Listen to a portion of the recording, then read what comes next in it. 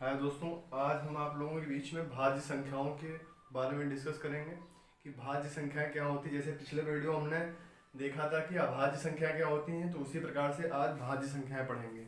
तो भाज्य संख्याएं होती हैं ऐसी संख्याएं जिनके कम से कम 3 गुणनखंड हों। कम से कम 3 गुणनखंड, गुणनखंड या फैक्टर हो, 3 गुणनखंड हो, क्या कहलाएंगी? ऐसी संख्याएं जिनके कम से कम 3 गुणनखंड हो, क्या कहलाएंगी? भाज्य संख्याएं। लेकिन ये संख्याएं कैसी होनी चाहिए? Natural number. ये केवल नेचुरल नंबर ही होंगी। नेचुरल नंबर मतलब प्राकृतिक संख्याएं। तो भाज्य संख्याएं मतलब क्या हो रही है? ऐसी प्राकृतिक संख्याएं जिनके कम से कम 3 गुणनखंड हो, क्या कहलाएंगी? भाज्य संख्या कहलाएंगी। और भाज्य में क्या था? ऐसी संख्याएं जिनके कम से कम 2 गुणनखंड हो, और संख्याएं कैसी हो? प्राकृतिक, तो क्या कहलाएंगी?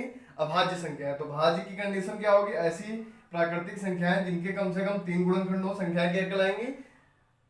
भाज्य संख्याएं कहलाएंगी। तो भाज्य संख्या की अगर और डिफिनेशन देखें तो एक और अभाज्य संख्याओं को छोड़कर, एक और अभाज्य संख्याओं को छोड़कर छोड़कर जितनी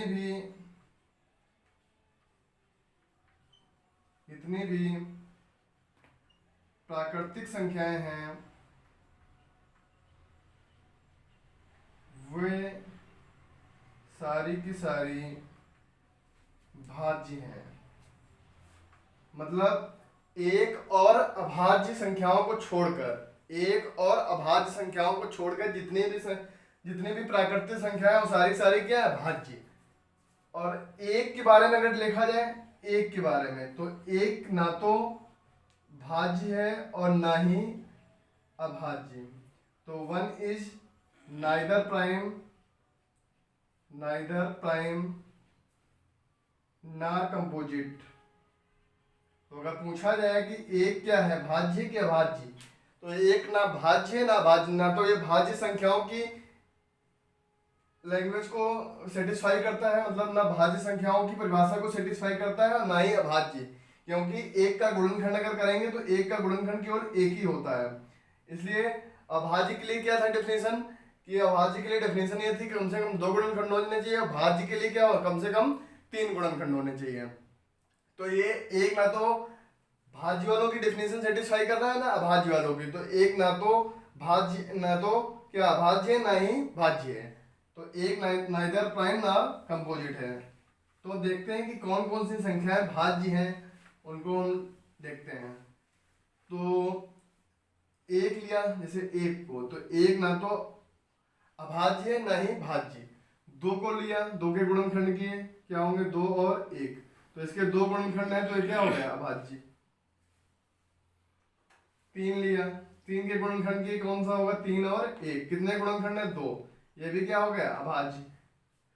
अगली संख्या ली 4, 4 के गुणनखंड करेंगे, 4 2 1, कितने गुणनखंड हो गए? 3 3। तो सबसे छोटी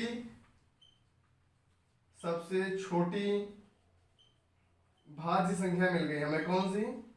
4।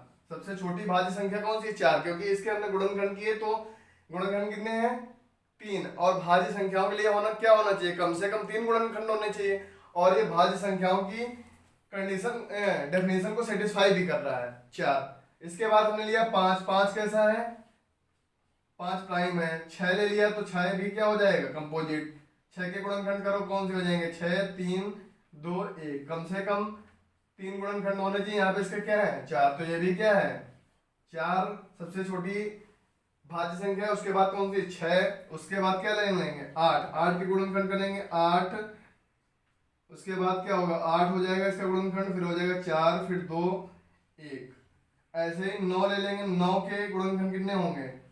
9 का हो जाएगा 9 3 और 1, तो 9 भी एक ऐसी संख्या हो जाएगी, भाज्य संख्या। तो अगर पूछा जाए कि सबसे छोटी भाज्य संख्या कौन सी? सबसे छोटी भाज्य संख्या, सबसे छोटी भाज्य संख्या। तो सबसे छोटी भाज्य संख्या हमने निकाली थी भी 4, और हमने बताया था सबसे छोटी अभाज्य संख्या क्या थी। तो सबसे छोटी अभाज्य संख्या क्या थी 2। तो सबसे छोटी भाज्य संख्या क्या है 4। अब अगले पूछा जाए सबसे छोटी पूर्ण वर्ग भाज्य संख्या। तो सबसे छोटी पूर्ण वर्ग भाज्य संख्या कौन सी हो जाएगी 4। 4 क्या पूर्ण वर्ग है। इसके बाद पूछा जाएगा सबसे छोटी पूर्ण घन भाज्य संख्या। तो कौन सी हो जाएगी 8। 8 किसका क्यूब है 2 का। इसके बाद पूछा जाएगा सबसे छोटी सम भाज्य संख्या। सबसे छोटी सम भाज्य संख्या कौन सी है तो 4। अब अगला पूछ लिया जाए कि सबसे छोटी विषम